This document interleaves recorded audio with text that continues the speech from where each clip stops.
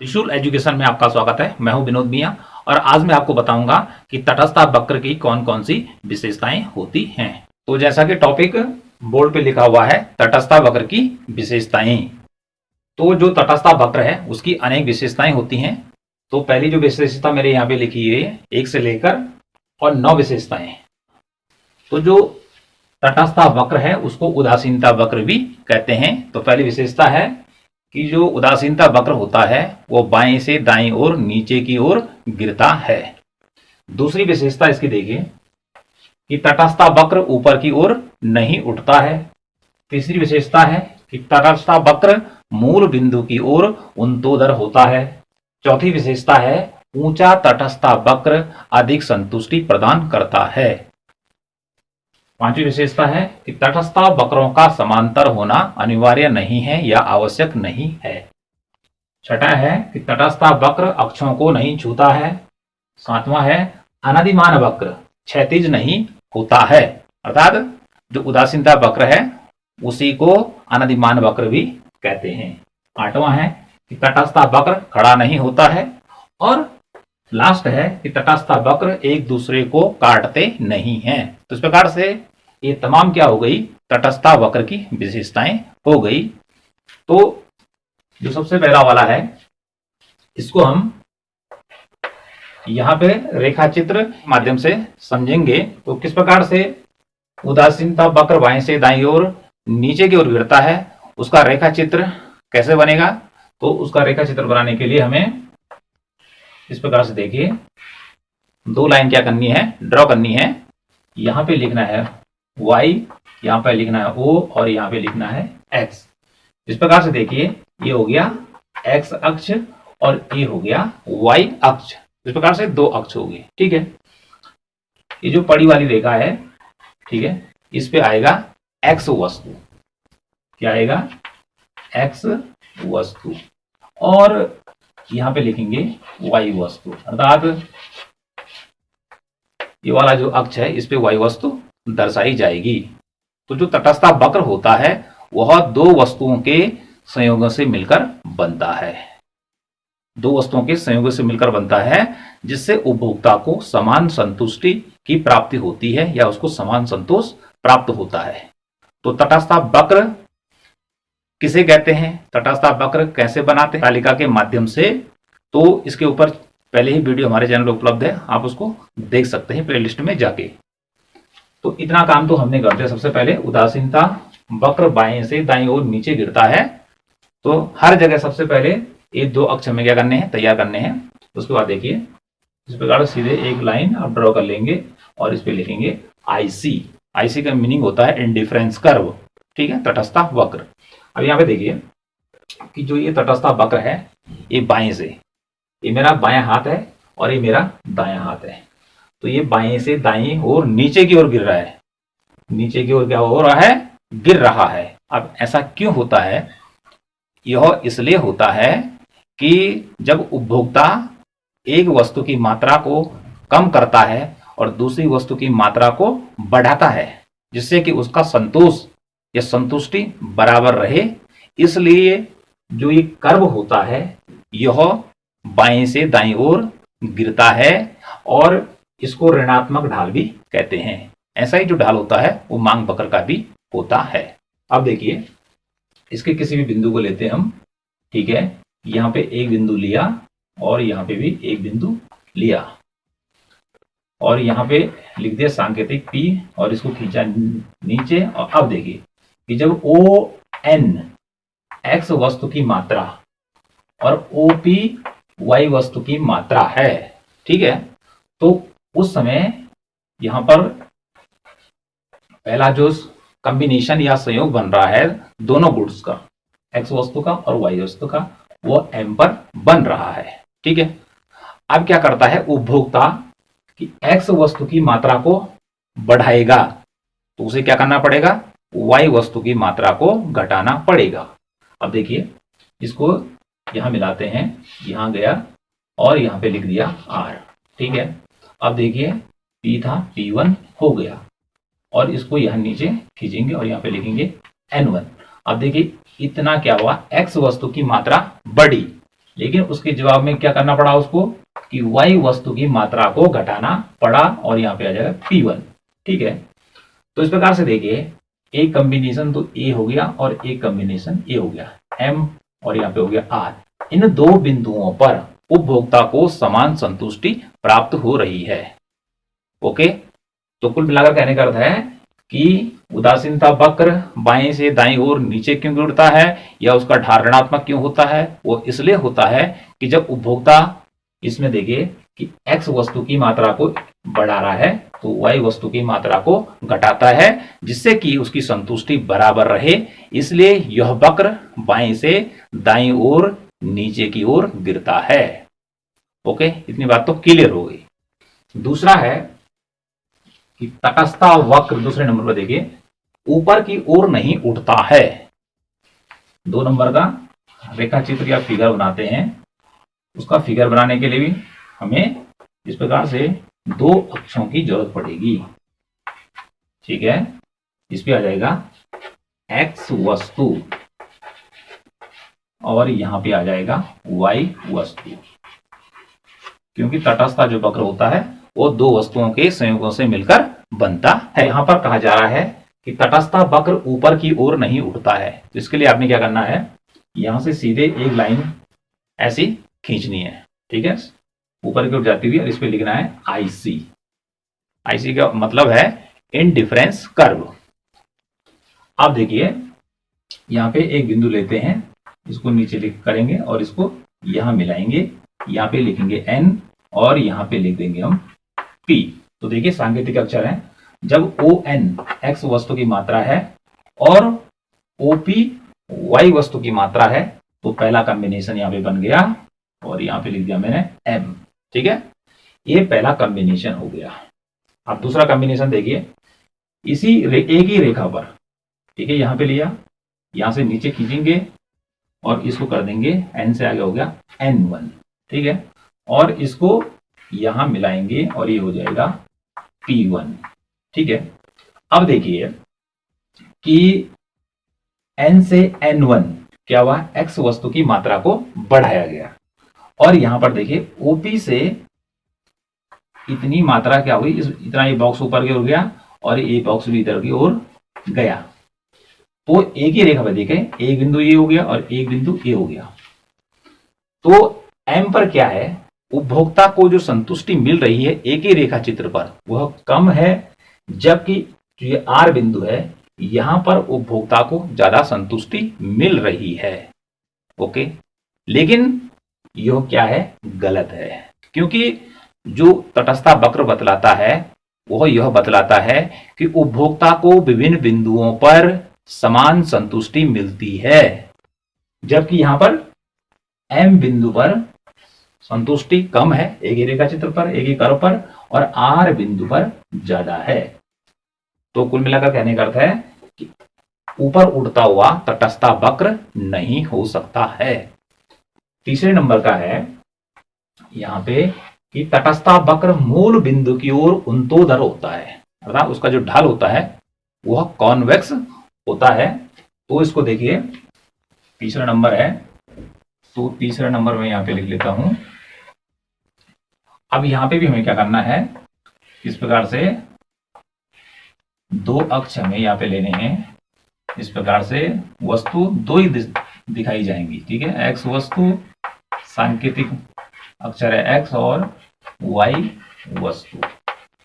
ठीक है, अब देखिए ये क्या कह रहा है कि तटस्थता वक्र मूल बिंदु की ओर उन्तोदर होता है। ठीक है, तो तटस्थता वक्र का जो ढाल होता है इस प्रकार से, अर्थात ये तटस्थता वक्र का ढाल हो गया, यहाँ पे लिखेंगे IC।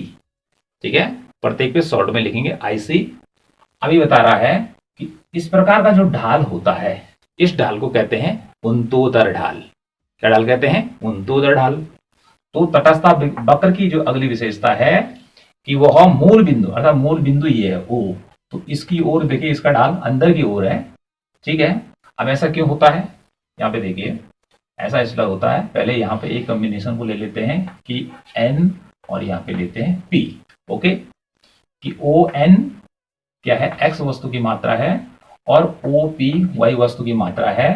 तो पहला यहाँ पर कॉम्बिनेशन या संयोग बन गया वस्तु का, दो वस्तुओं का m। ठीक है, अब यहाँ एक संयोग यहाँ पे लेते हैं कि x वस्तु की मात्रा को क्या करता है, वो बढ़ाता है अपने समान संतोष को बनाए रखने के लिए, लेकिन उसे क्या करना पड़ेगा, y वस्तु की मात्रा यहाँ नीचे की ओर घटेगी और ये बढ़ेगी। ठीक है, अब यहाँ पे देखिए इसका जो ढाल है ये अंदर की ओर क्यों हो रहा है ऐसा, कि जिसे ऊर्ध्वाधर ढाल कह रहे हैं, क्योंकि यहाँ पर देखिए इसका जो ढाल होने का मुख्य कारण है वो है सीमांत प्रतिस्थापन दर।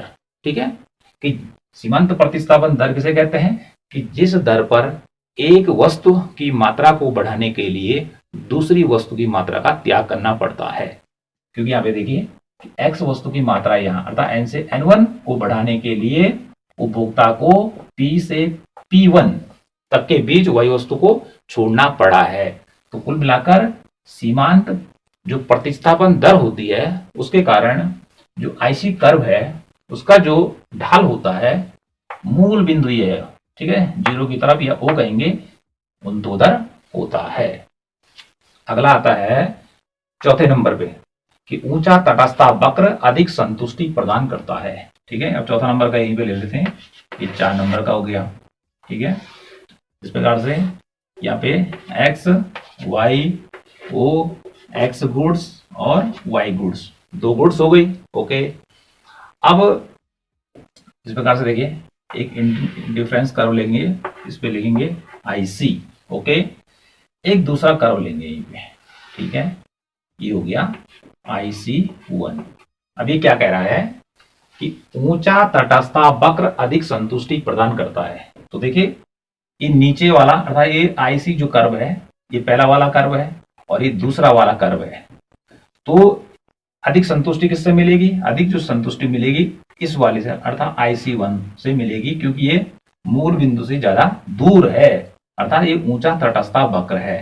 तो इस प्रकार से तटस्थ वक्र मूल बिंदु से जितनी ज्यादा दूर होगा, ठीक है, यह ऊंचा होगा, उससे उपभोक्ता को उतनी ही ज्यादा क्या मिलेगी, संतुष्टि मिलेगी। यदि यहाँ पे अगला ही एक इंडिफरेंस कर्व हो ले और IC2 कर दें तो इससे क्या होगा, इससे कम, इससे ज्यादा और इससे फिर ज्यादा। तो कुल मिला के मूल बिंदु से तटस्थ वक्र जितना ज्यादा दूर होगा उसे कहते हैं ऊंचा तटस्थ वक्र। तो सबसे ऊंचा जो तटस्थ वक्र है यहाँ पे IC2 है। तो यहाँ पर उपभोक्ता को सबसे ज्यादा क्या मिल रही है, संतुष्टि मिल रही है। अगली विशेषता है 5वें नंबर की कि तटस्थ वक्रों का समांतर होना अनिवार्य नहीं है।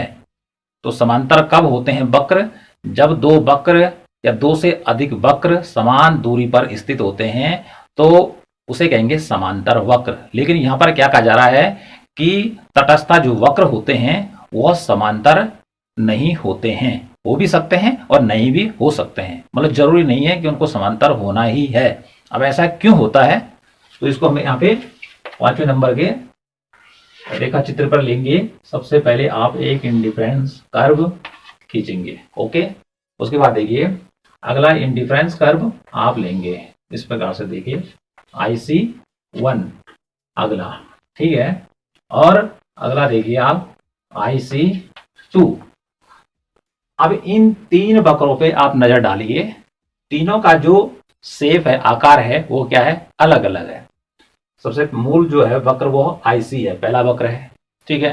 दूसरा वक्र देखिए उसका ढाल अलग है, तीसरे का जो ढाल है वो क्या है, अलग अलग है। तो इस प्रकार से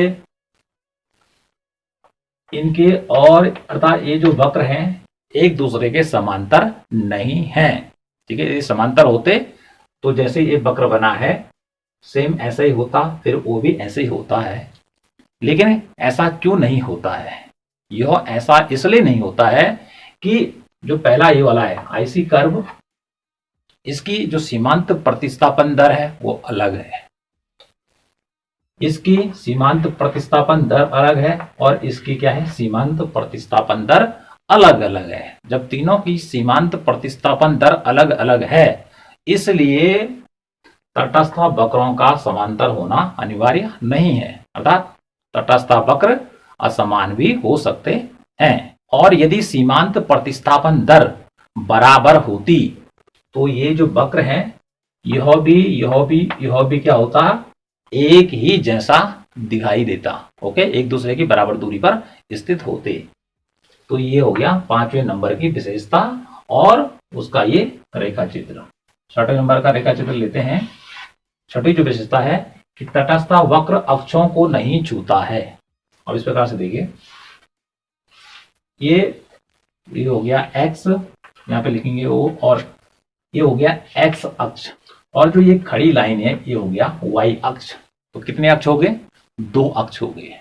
तो क्या कहा जा रहा है कि तटस्थ जो वक्र है वो अक्षों को नहीं छूता है। ठीक है, अब देखिए यहां से मैं एक रेखा यहां ड्रॉ कर लेता हूं।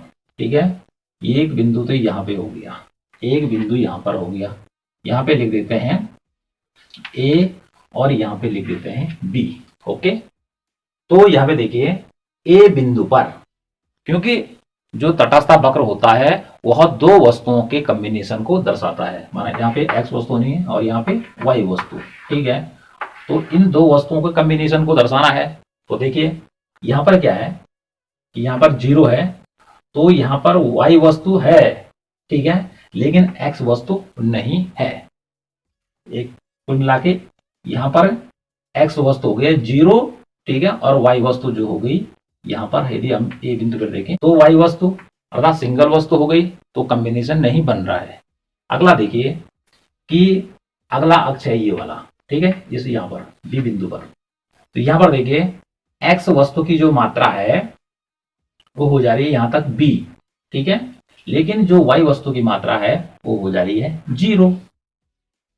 तो इस प्रकार से इन 2 अक्षों अर्थात ए बी और ए बी अर्थात जो तटस्थ वक्र होता है वह अक्षों को नहीं छूता है, अर्थात वाई अक्ष है और चाहे एक्स अक्ष है। ओके, इसी में देखिए यहाँ पे इस प्रकार से एक यहाँ पे ले लेते हैं कि, और यहाँ पे ले लीजिए पी। तो यहाँ पे देखिए यहाँ पे एन हो गया, तो ओ एन पर क्या है कि 2 वस्तुओं का कॉम्बिनेशन बन रहा है, एक्स का भी बन रहा है और वाई वस्तु का, तो उसके संयोग से यहाँ पर कॉम्बिनेशन बना पी बिंदु पर। ठीक है, ये तो सही है, लेकिन बट यहाँ पर और यहाँ पर जो है ये दोनों अक्षों को छू रहा है, जिसमें 2 वस्तुओं का कॉम्बिनेशन या संयोग नहीं बन रहा है, इसलिए तटस्थ जो वक्र होता है वो अक्षों को नहीं छूता है। ओके, कहीं पे रेखा चित्र आपको क्या होगा दूसरे ढंग का भी मिलेगा। ठीक है, कैसे, यहाँ पे देखिए कहीं भी मिलेगा आपको यू आई सी, यहाँ पे देख दिया ए, तो यहाँ पे देखिए यहाँ पर ए पर अक्ष को टच कर रहा है, जो क्या क्या दिखा रहा है, केवल वाई वस्तु की मात्रा को दिखा रहा है, और जो एक्स वस्तु यहाँ पे, ठीक है, उसको 0 कर दे रहा है। तो इस प्रकार से ये हो गया अगला रेखा चित्र, अर्थात इसी का ही रूप है, लेकिन कहीं पर आपको यहाँ पे मिलेगा। और यदि यहाँ पे बीच में ले लेते हैं तो यहाँ पे क्या हो जाएगा, यहाँ पर आपका कॉम्बिनेशन दिखा रहा है किसका, ओ एक्स वस्तु का और ओ वाई वस्तु का। तो इस प्रकार से देखिए, तो कुल मिला के यहाँ पे नहीं छुएगा। दूसरा प्रकार भी हो सकता है, उसमें कैसे होगा रेखा चित्र में, यहाँ पे देखिए वाई ओ और एक्स, उसमें इस प्रकार से यहां पर अक्ष को क्या कर रहा है, टच कर रहा है एक्स अक्ष को। ठीक है, यहाँ पे कर रहा था वाई अक्ष को। तो इस प्रकार से भी रेखा चित्र हो सकता है। ठीक है, ऐसा भी हो सकता है और ऐसा भी हो सकता है। तो तीनों में बतलाने का क्या प्रयास किया जा रहा है कि जो तटस्थ वक्र होता है वह अक्षों को नहीं छूता है। क्यों नहीं छूता है कि तटस्थ वक्र 2 वस्तुओं के कॉम्बिनेशन को बतलाता है, जिनसे उपभोक्ता को समान संतुष्टि मिलती है। तो जो ये अक्ष पर है, यहाँ पर एक वस्तु को तो दर्शा रहा है, लेकिन इसकी मात्रा अर्थात एक्स वस्तु की मात्रा 0 है। ठीक है, फिर यहाँ पे बी पर देखते हैं, एक्स वस्तु की मात्रा तो है इतनी आगे तक, ठीक है, n1 तक है, लेकिन वाई वस्तु की मात्रा 0 हो जाती है। ओके, तो 2 अक्ष हमने एक साथ दिखा दिए, यहाँ पर एक अक्ष वाई अक्ष को दिखाया और यहाँ पे एक्स अक्ष को दिखाया। तो इस प्रकार से ये विशेषता हो गई 6वें नंबर की। ओके, ये 6वें नंबर का आपका रेखा चित्र हो गया। अगली जो विशेषता है वह है अनधिमान वक्र क्षैतिज नहीं होता है। तटस्थ वक्र को अनियमित वक्र भी कहते हैं और इसका जो आकार है वह क्षैतिज नहीं होता है, अर्थात पड़ा नहीं हो सकता है। ओके, फिगर की जरूरत पड़ेगी। इस प्रकार से फिगर बनाने के लिए दो अक्ष x और इस प्रकार से y, यहाँ पे आ जाएगा x वस्तु और यहाँ पे आ जाएगा y वस्तु। ठीक है, अब ये कह रहा है कि क्षैतिज नहीं होता है, तो इस प्रकार से क्षैतिज जो होगा तटस्थ वक्र एक पड़ी रेखा होगी। ठीक है, IC और यहाँ पे देखिए लिख दिया P। अब यहाँ पे एक बिंदु यहाँ लेते हैं और एक बिंदु यहाँ पे लेते हैं, इसको नीचे ड्रॉ करना है N और इस पे लिखना है N1। अब देखिए ये जो पड़ी रेखा है यह IC कर्व है। तो जो IC कर्व होता है, इंडिफरेंस कर्व, वो दो वस्तुओं के कॉम्बिनेशन या संयोग को दर्शाता है जिससे उपभोक्ता को समान संतुष्टि मिलती है। तो यहाँ पे देखिए ये हो गया M और यहाँ पे हो गया N, अर्थात इस बिंदु पे M और इस पे N। तो यहाँ पे देखिए कि यहाँ पर जो पहला कॉम्बिनेशन बन रहा है कि ON क्या है, X वस्तु है। ठीक है, और OP क्या है, Y वस्तु है। तो ये पहला कॉम्बिनेशन हो गया। अगला देखिए यहां पे जब उपभोक्ता क्या करता है, X वस्तु की मात्रा को बढ़ाता है। ठीक है, N से N1 हो जाता है, लेकिन यहां पर Y वस्तु की मात्रा को नहीं बढ़ाया जा सकता है। क्यों नहीं बढ़ाया जा सकता है? क्योंकि जो ये रेखा है ये हो गई आपकी क्षैतिज, एकदम से क्या होगी, क्षैतिज हो गई है। तो क्षैतिज होने की स्थिति में क्या है कि यहां पर M और N जो दो बिंदु हैं, यहां पर जो उपभोक्ता को संतुष्टि मिल रही है वो मिल रही है कम और यहां पर मिल रही है ज्यादा। अर्थात एक ही वक्र पर उपभोक्ता को दो प्रकार की संतुष्टियां मिल रही हैं, जबकि उदासीनता वक्र क्या कहता है कि उपभोक्ता को प्रत्येक बिंदु पर संतोष बराबर ही प्राप्त होता है। तो ऐसी स्थिति में जो ये वक्र है पड़ा नहीं हो सकता है या क्षैतिज नहीं हो सकता है। ये इसका कारण मैंने आपको बताया। तो ये हो गया 7वें नंबर की विशेषता। अगला है तटस्थ वक्र खड़ा नहीं होता है। 8वें नंबर की विशेषता को ले लेते हैं। इस प्रकार से आप क्या करेंगे, रेखा चित्र ड्रॉ करेंगे। एक्स अक्ष हो गया, वाई गुड्स हो गया और यहाँ पे गुड्स हो गई। ठीक है, एक्स वस्तु की मात्रा, वाई वस्तु की मात्रा। कहा जा रहा है कि खड़ा नहीं होता है, अर्थात वो वर्टिकल नहीं हो सकता, अर्थात तटस्थ वक्र ऐसा नहीं हो सकता है। ठीक है, इस पे भी लिख देंगे IC। एकदम से खड़ी रेखा हो गई तो तटस्थ वक्र ऐसा नहीं होता है।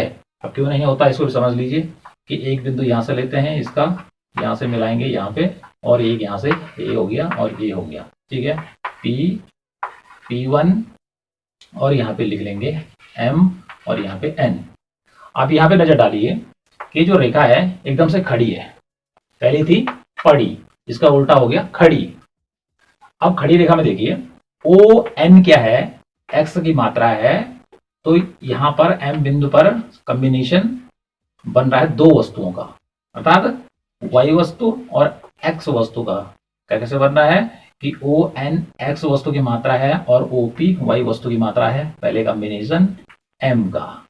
दूसरा कॉम्बिनेशन देखिए कि ON क्या है, X वस्तु अपनी जगह है, लेकिन यहां पर N जो कॉम्बिनेशन बना, संयोग बना, वह बन गया केवल Y वस्तु का, अर्थात संयोग नहीं बन रहा है। क्योंकि जैसे पहले ही कहा गया है कि संयोग दो वस्तुओं से बनता है, लेकिन रेखा क्या हो गई, एकदम से खड़ी हो गई है।